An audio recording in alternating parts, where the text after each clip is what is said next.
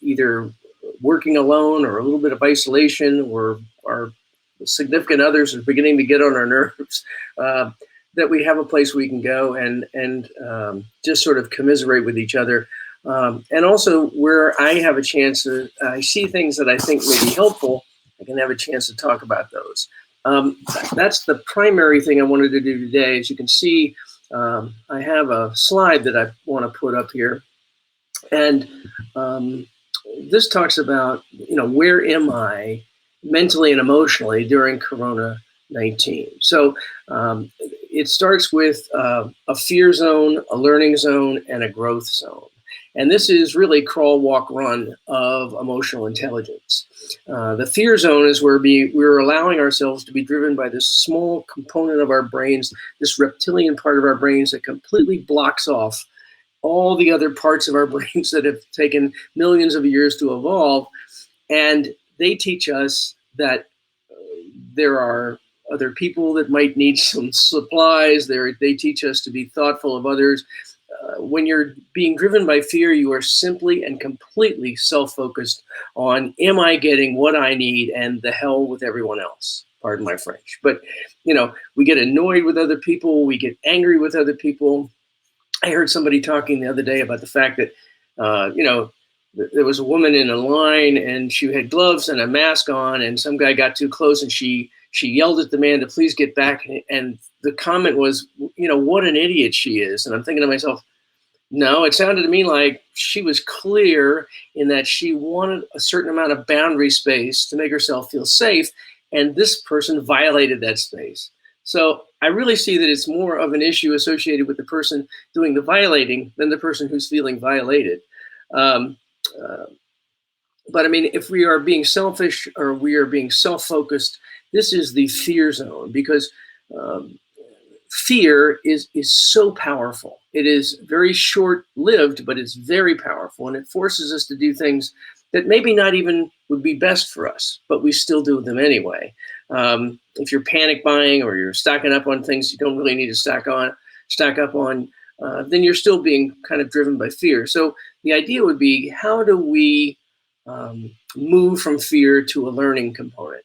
And in a learning component, we begin to release control. We begin to stop being completely self-focused here, and we recognize that we're all just trying to do what we can in a very complicated situation. So the idea here is, the simplest way to do this is we go back to the Daily Six and we use the idea of setting an intention, which is what we do in quiet time. If during quiet time we will set our daily intention, how do we want to behave? How do we want to be perceived when we're talking to other people or we're in situations?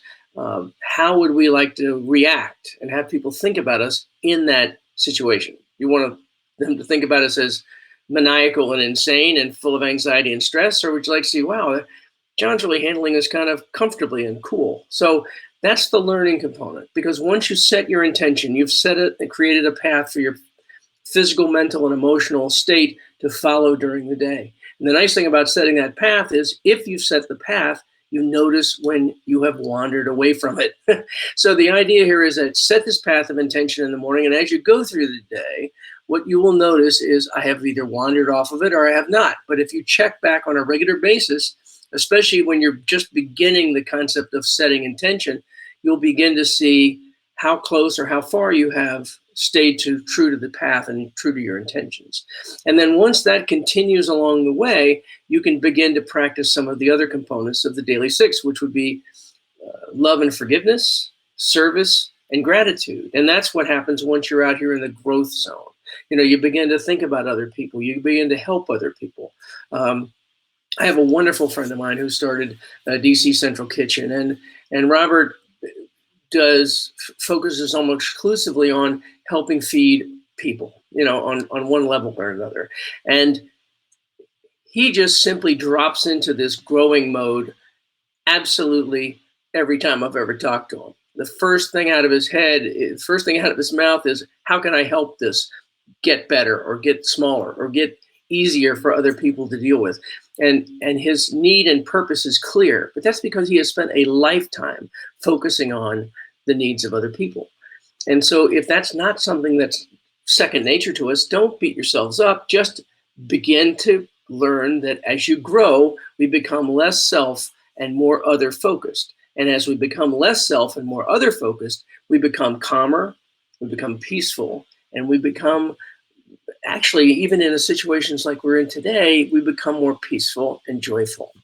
So as we find a purpose, we begin to feel a sense of gratitude because we are in a position where, I don't know if everybody can do this, but I mean, we get groceries delivered, um, and I'm sure that there are people that are going to grocery stores, but we have food in the grocery stores. We have places to stay. We have people and organizations that are trying to help and feed the people who need to be fed and get medical help to the people who need medical help. So once we learn to grow, once we learn to move from fear to growth, we learn to become from anxious to peaceful. We'll find ourselves in a much healthier state. So take a look at this and see where you are between fear and learning and growth. Thanks a lot. This is John Chapelier. Take care.